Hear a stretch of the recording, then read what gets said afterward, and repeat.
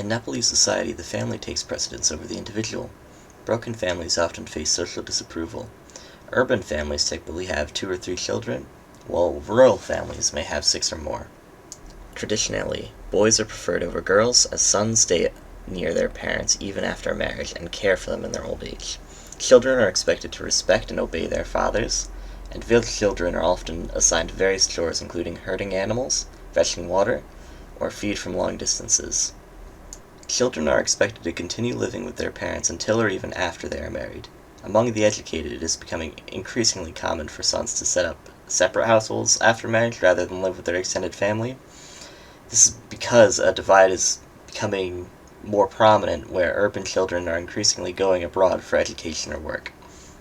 Nepal is a patriarchal society. Men are expected to be the primary income earners in the family, and land is inherited and divided equally among sons.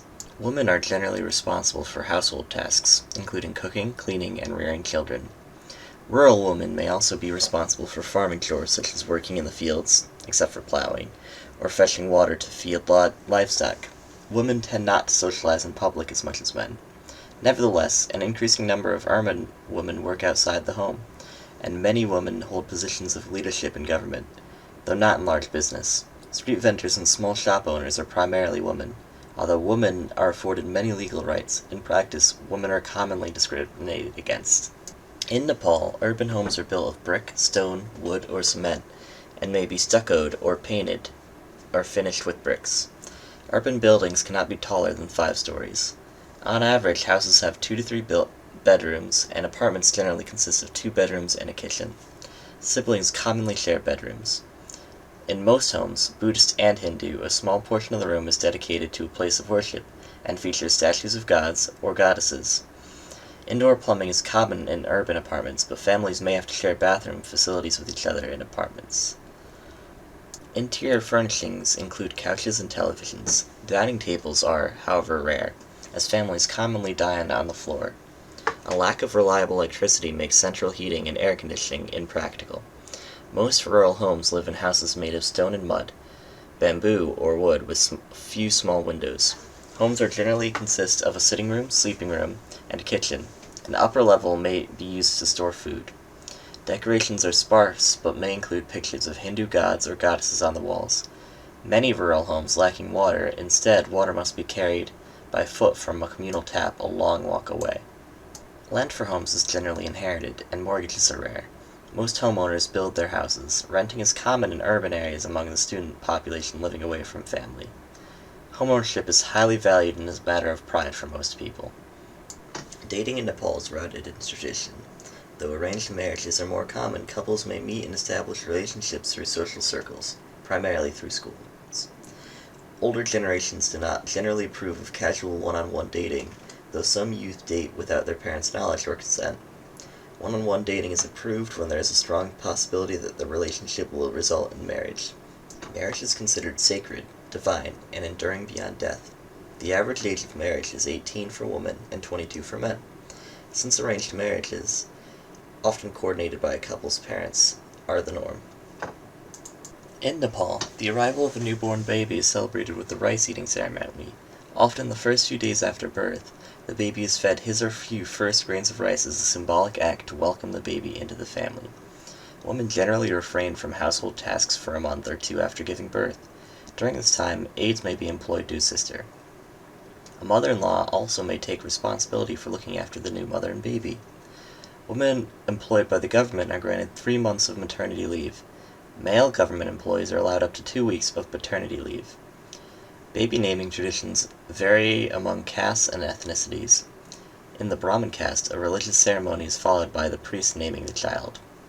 Between the ages of 6 and 8, many young Hindu boys of the Brahmin and Khateris castes go through an initiation ceremony called the Bratahabin.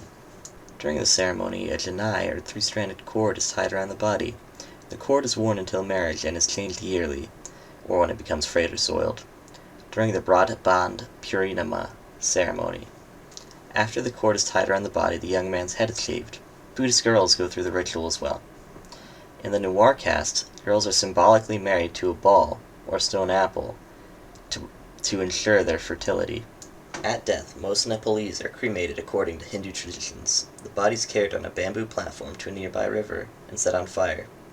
Sons of the deceased typically shave their heads and do not leave their home during the 13-day mourning period. Strict adherents of Hinduism only wear white during the mourning period, do not eat food prepared outside of the home, and refrain from all meat. Other cultures in Nepal practice sky burial, where the body of the deceased is left exposed in the wilderness to be eaten by birds. The bones that remain are dispersed into nature. Diet varies according to region and caste in Nepal, though a typical breakfast and dinner meal may include da bhat, white rice and lentil soup, curried vegetables, and akhar or chutney. Steamed dumplings are also a popular dish in Nepal. Meat is usually eaten a few times a month in small quantities as a side dish along da bhat and vegetables.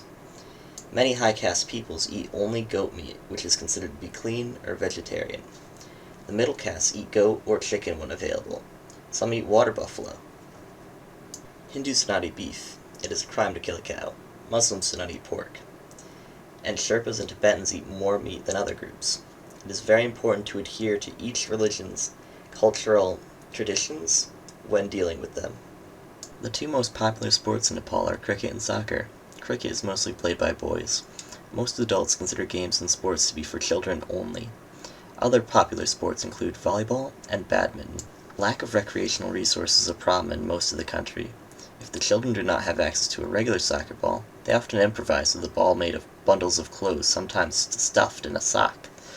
Children also improvise games using bicycle parts and sticks, as well as small stones.